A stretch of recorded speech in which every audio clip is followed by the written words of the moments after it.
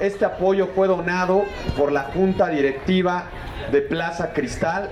Este apoyo que hoy da Plaza Cristal es un apoyo para que ustedes hagan reparaciones en sus viviendas, sabedores de que próximamente se estará integrando un plan entre, repito, los 3 órdenes de gobierno para poder generar un programa de vivienda.